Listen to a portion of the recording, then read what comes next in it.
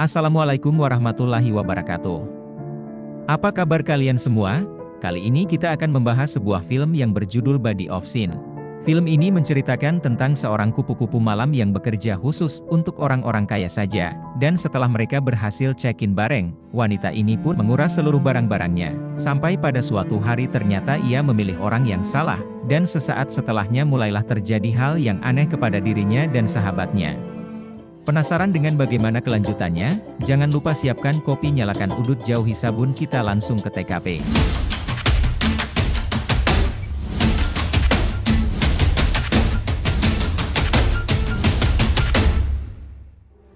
This place is perfect.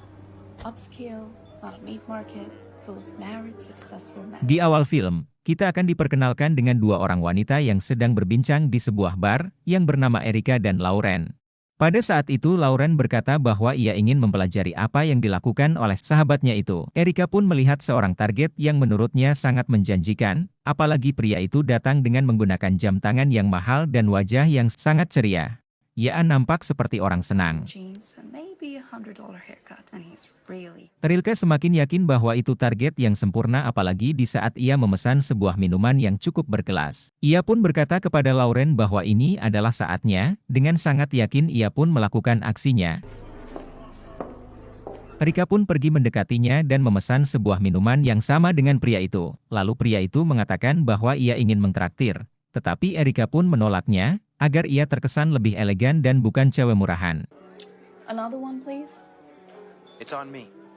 That's not necessary. Tetapi hal itu malah membuat pria itu semakin penasaran. Beberapa saat kemudian pun Erika langsung dibungkus ke apartemennya. Dan ya, disitulah mereka melakukan bercocok tanam bersama. Melihat hari sudah mau subuh dan Erika mau sahur, ia pun berpamitan untuk pulang. Akan tetapi pria itu melarangnya untuk pulang dan menjanjikan bahwa ia akan mengajak Erika jalan-jalan ke luar negeri. Come with me. What? I mean it. Where? Do you want to sip Mai Tais in Tahiti? Erika yang pandai membuat suasana hangat, ia pun menuangkan sebuah teh, yang sehingga membuat pria itu pun tertidur. Di saat itulah Erika mulai menjalankan aksinya untuk menguras habis seluruh uang dan barang berharga milik pria itu.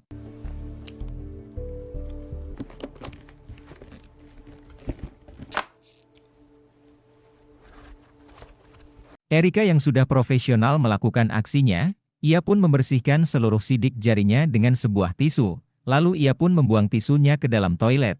Tetapi saat di-flash ternyata toiletnya macet. No way. Ia pun membongkar tutup klosetnya, dan Erika menemukan sebuah kotak. Dengan rasa penasaran ia pun membuka kotak tersebut. Ternyata kotak tersebut berisikan sejumlah berlian yang nilainya sangat fantastis. Lalu Erika pun pergi keluar menemui Lauren. Keesokan harinya, mereka berhenti di pinggir jalan dan Erika pun memberitahu Lauren bahwa ia menemukan sesuatu yang bisa membuatnya pensiun. Ia memberitahu Lauren bahwa ia menemukan berlian yang harganya bisa mencapai jutaan dolar. How much do you think this is worth? If the quality is as good as I think it is, altogether $1 million. Mendengar harganya yang mahal, Lauren pun merasa panik. Ia berpikir bahwa pria itu bukanlah orang yang sembarangan. Namun Erika menenangkan Lauren bahwa mereka akan baik-baik saja dan tidak akan ada yang bisa mengenalinya, karena Erika selama ini menjalankan aksinya dengan menggunakan rambut wignya. Kemudian mereka berencana untuk bersembunyi beberapa bulan di sebuah pulau kecil. Singkat cerita, mereka pun tiba di sebuah rumah, yang dimana rumah itu adalah sebuah peninggalan kedua orang tua Erika. Setelah itu, Erika mencari tahu kabar tentang berlian tersebut. Namun ketika sedang membaca berita, ia pun melihat sebuah berita yang berisikan bahwa pria yang telah tidur dengannya telah meninggal di kamar hotel yang sama. Erika pun menjelaskan kepada Lauren yang sudah sangat panik itu, bahwa kejadian itu bukanlah Erika yang melakukannya, melainkan pasti ada seseorang yang mengincar berlian tersebut. What's done is done. We'll stick together and get through this. Understand? Keesokan harinya, mereka pun pergi ke sebuah bukit untuk membuang sebuah koper yang ia bawa, dan berencana untuk menyembunyikan berlian itu sampai ia rasa cukup aman. Scene berpindah, pada saat Erika dan Lauren sedang bersantai. Dan Erika melihat seseorang yang sepertinya sedang mengawasi mereka. Namun di sini Lauren menganggap bahwa orang itu tidaklah mencurigakan. Lalu, ketika mereka sedang berjalan di pesisir pantai mereka melihat koper yang kemarin dibuang oleh Erika. Ia pun mencoba untuk memeriksanya, dan ternyata ada sebuah alat pelacak di dalamnya. Erika pun langsung merusaknya. Keesokan paginya Lauren mendapatkan bukti bahwa seseorang yang mengawasi mereka di pantai, itulah orang yang sedang mencari mereka, yang bernama Biel. Beberapa saat kemudian Lauren yang sedang menunggu kedatangan Erika, dikejutkan dengan kedatangan Biel.